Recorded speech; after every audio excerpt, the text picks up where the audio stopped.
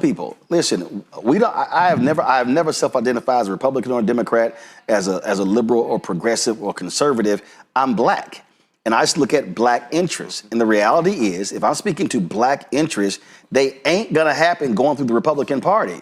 But Democrats had better realize they're gonna keep getting their asses handed to them if they ignore or treat black people the same way they historically have done.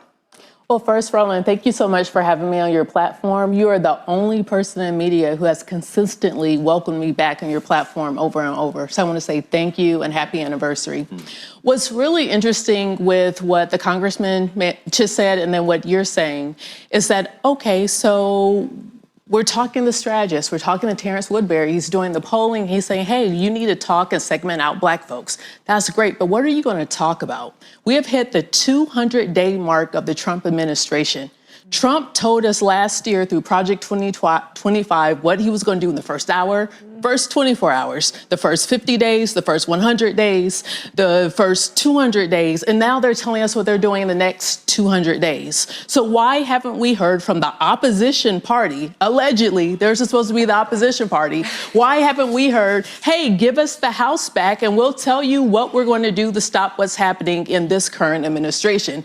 And by the way, give us some of the governorships that are up next year, and we'll tell you what we'll do state by state. Like I am seeing today that California, Oregon, and Washington State is saying they're going to fight back against RFK Jr. And actually have a pact to make sure that there's actually vaccines in America, because by the way, they're safe. And by the way, black folks, a lot of black people actually invented some of these vaccines that we're using today that's saving millions of lives. So my point is, what is the affirmative message that we're going to hear from the opposition party? Why aren't they outlining it now? Give us a reason to vote. And then give us a reason to vote for you. And so you could say, oh, we need to segment people out and talk to them, but talk to them about what? Start that messaging today. I'm not just talking about surface level messaging of Trump is bad, but give me policy. The thing is this, right? Republicans did that. Like, Democrats are playing catch up, but this is exactly what Republicans did going back to 2015, 2016. I was sitting down with vendors like L2, Cambridge Analytica, that were going out and buying every data point possible on Americans and taking those data points and literally formulating thousands, not tens, not hundreds, literally thousands of variations of different ads to say, okay, look, we know these 20 people on this block and this precinct care about this little minute issue. And we're going to make sure every time they open up Facebook, they see an ad with this candidate and that issue. The Trump PAC in January, February, and March were running ads on black radio stations in Michigan, Ohio, Georgia, that included transgender messaging. Yes. And I remember sending a text message to the deputy campaign manager for the Harris campaign, who's black. And they literally said, oh, we've looked at it, and then even later, we don't believe this is going to move the needle. And I said, y'all are idiots. So what happened was they were testing the messaging on black radio in the first quarter. And that's why those commercials, and that's why Charlemagne and DJ Envy, that was included in the commercial. And then when the election was over, the Trump folks said that was their second most effective commercial. And if you watch any college or NFL game, you saw that kind of commercial? Dude, I was in Ohio, Wisconsin, Georgia, was one more battleground state, and North Carolina. I saw that ad a minimum of 6 times during halftime. Halftime. They understood. All they had to do was move anywhere from 1.5 to 3.7%. But Roland, that's the thing, right? Elections, people think that elections are big swaths, right? No. When you talk about voter suppression, they think, oh my gosh, like everybody's vote being suppressed. No, elections are a game of margins. It's, hey, I know this is my win number, this is what I need to win, this is what that margin needs to be, and how do we get there? And that's what Republicans do it very well. They figure out that margin, figure out who to peel off, whether it's black men this cycle, whether it's white women that cycle. whether it's the young white man the next cycle, and figure out that margin. And that's what Democrats have to, if Democrats want to be competitive going forward, you got to figure out where you could peel votes off on the margin and then build on those margins and cater and give those people whatever the hell they want. But what it was, Michael, go ahead. Go ahead. So, no problem. And when my father was chair of the party, that's how Clinton won. The strategy was, first, are you going to bring, he said to the governor, are you going to bring a gun to a gunfight? Yep. Not a knife like Dukakis did. And are you going to try to figure out those margins that you were talking about? So when my father was chair, he was the first, Ron Lester, who we all know, had always been a subcontractor. Hold on. First off, everybody's like, Ron Brown was your father. Yes. Ron Lester was Democratic pollster. Correct. Thank you. Ron Lester had always been a Everybody like, Ron Lester had a son named Michael. Go ahead. But he did do my polling when I ran for office. All right. But he had some choice things to say to me too. But he made sure that Ron was a general contractor, not a sub. There you go. So that way, that gave Ron the ability to start passing out to smaller pollsters that could grow and become. And that data was so important on where black folks were relative to Governor Clinton and against, and most Mount Rushmores of Republicans, Ronald Reagan is on their mountaintop. George Bush was that vice president. He should have won that election. But because of the strategy. If Perot hadn't been in it? Because people, I don't know. I mean, seem to forget that Bill did not win. He did peel off, no question. No Perot, probably Bush gets a second term. Possibly. But he was in the race. So I'm just saying in terms the of success. Bushes should have gotten him out of the race. No, correct. But this wreck is going the way it's going. But the thing here, Reese, again, that I'm gonna go back to what the Trump folks did. By running that stuff in January, February, and March, they weren't waiting till September.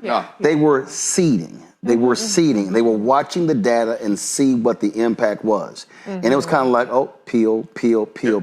Yeah. And then when I look at what Jen O'Malley Dillon, and I'm going to keep calling her name, and Stephanie Cutter, and David Plouffe, and Quentin, and all of them. Yeah. Oh, let's just dump millions into concerts, as opposed to just drilling hard, going in and buying up everything on black radio, everything on black digital, everything on black television. But no, it was kind of like, but the assumption, they're gonna come out. And I keep saying, I kept telling everybody, by the third year of Obama, no black national candidate can run the Obama playbook ever again. It won't work. You have got to run differently to turn out black people, because the person who was 10 years old when Obama got elected is now 27. It ain't the same person. Yeah. I'm not even gonna get into the black part of all that. I will say that I was on Chicago Public Talk Radio in 2023, and I went to Twitter right after it, and I said, woo, child, we got work to do, because all I heard from the callers, black callers, was trans and immigration shit. So this had been a cumulative act, and that's one thing that Republicans understand that Democrats don't. Republicans know how to make a thing a thing. Yeah. It doesn't start out at day one as being the thing. It starts as day one as being like, I don't know nobody cares. But by the first year, the second year, the couple of months, everybody's talking about DI ain't shit, CRT. Then we're explaining with CRT is at the college level. By then, it's a non-starter. So the Republicans know how to build, how to stick with something and make it the thing that everybody is talking about. Democrats, like you pointed out, we don't think it's moving the needle. So they let shit fester, or they have things that they should be hammering, but they don't because, this focus group didn't say they cared. This focus group didn't blame Trump for COVID. Well, fuck, that's the biggest fuck up that we've seen in recent decades was COVID. And now we have RFK Jr., who is saying that you can't get the COVID vaccine, who's undoing vaccine access across the board, even though this was Donald Trump's achievement. And so Democrats are... From idea to video, in seconds. What if you could turn a single sentence into a cinematic... Always want to just think that they're gonna have that silver bullet, and they just refuse to invest in making something the thing that people in this country care about.